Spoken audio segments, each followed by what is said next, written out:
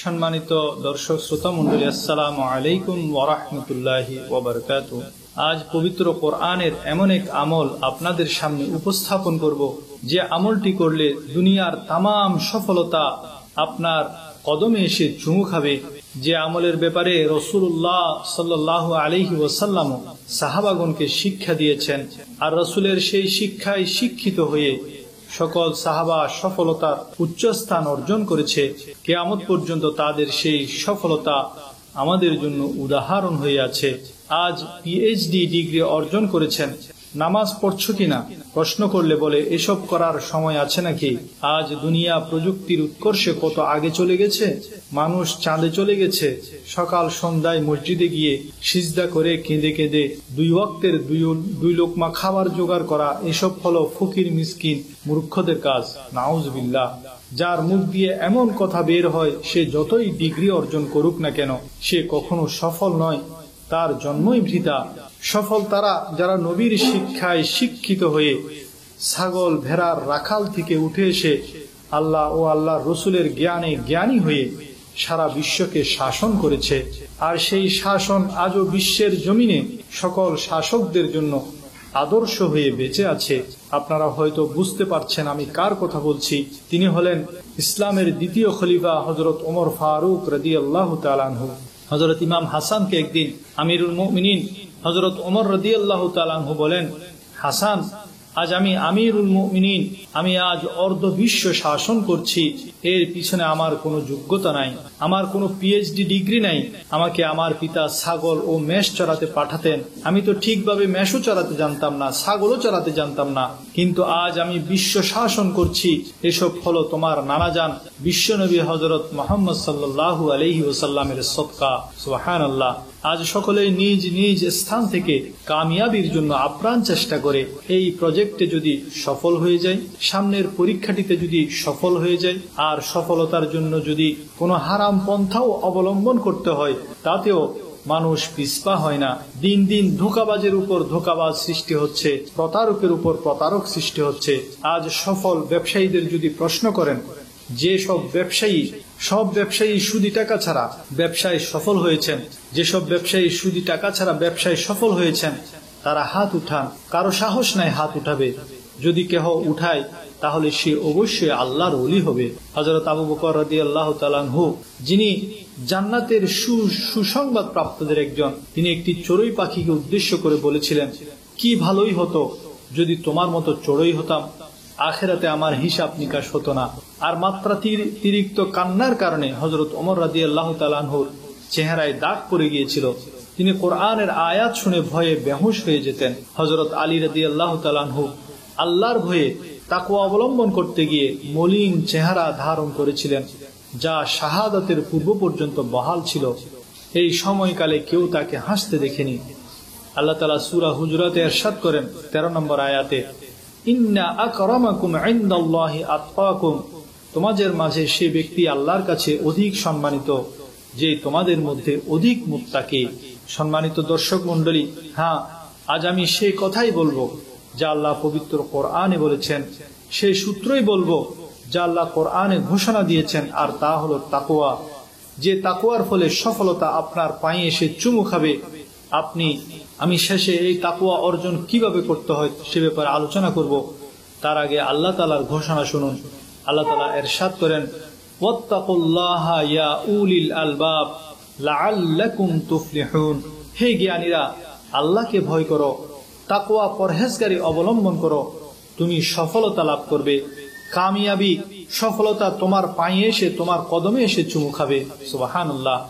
আল্লাহ তাআলা কামিয়াবির সফলতার একটি সূত্র বলে দিয়েছেন, তা হলো আল্লাহর ভয়, তাকওয়া, যা আল্লাহর রসুল ছাগলের রাখালদের মধ্যে সৃষ্টি করে দিয়েছেন। ভেড়ার রাখাল যারা ছিল, ওঁট যারা চড়াতো, তাদের মধ্যে সৃষ্টি করে দিয়েছেন। সেই নিয়ামত আজ বড় বড় স্কলারগণের মধ্যেও পাওয়া যায় না।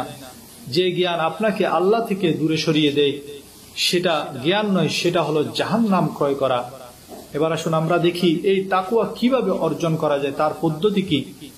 একদিন শপিং মলে দেয়ালে ঢুকে দেখলাম, দেয়ালের মধ্যে লাগানো বোর্ড লাগানো, তাতে স্পষ্ট অক্ষরে লেখা, ইউ আর বিং ওয়াচড, আপনার প্রতি লক্ষ্য রাখা হচ্ছে বা সার্বক্ষণিক আপনি আমাদের নজরে রয়েছেন।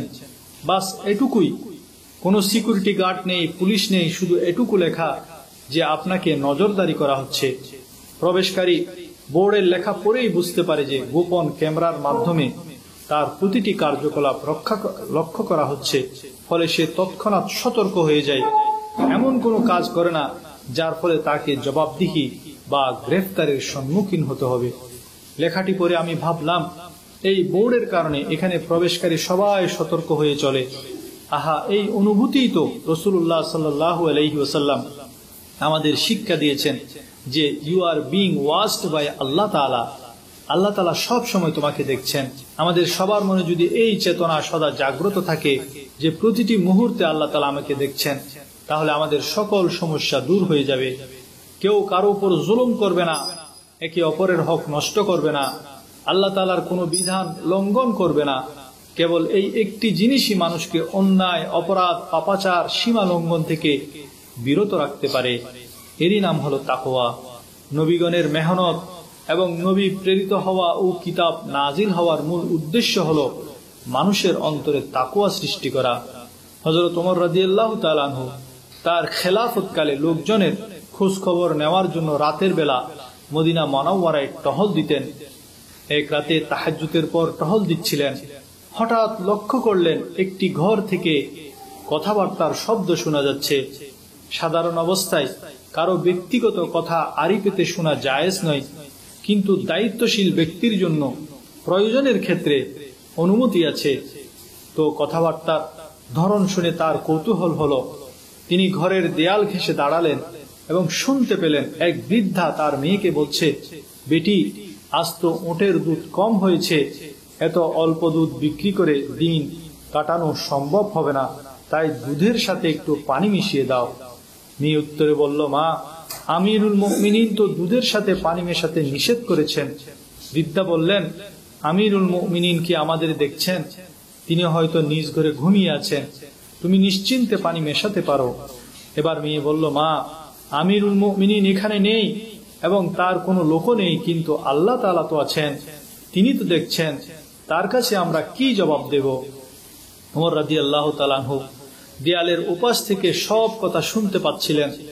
এতটুকু শুনেই তিনি চলে এলেন এবং পরদিন লোক পাঠিয়ে সেই ঘরের খোঁজ খবর নিলেন।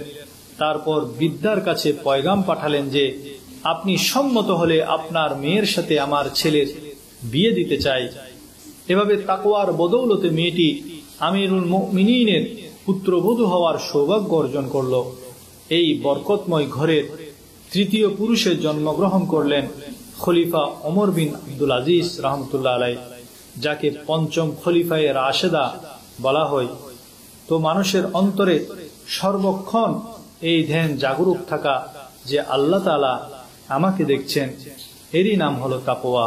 আর এই তাকওয়ার ফলে মুসলিম উম্মাহ পৃথিবীর জমিনের মধ্যে এক সময় শাসন করেছিল।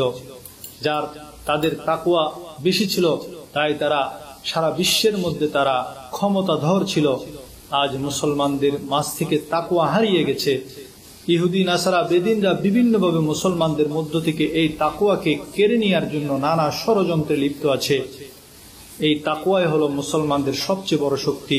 সেই শক্তি যদি তারা কেড়ে নিতে পারে, তাহলে মুসলমানদেরকে পদদলিত করা তাদের জন্য সহজ হবে। তাই তারা বিভিন্নভাবে মুসলমানদেরকে এই তাকওয়া থেকে বিরত রাখার নানা ধরনের কলা কৌশল তারা দিন দিন আবিষ্কার করছে।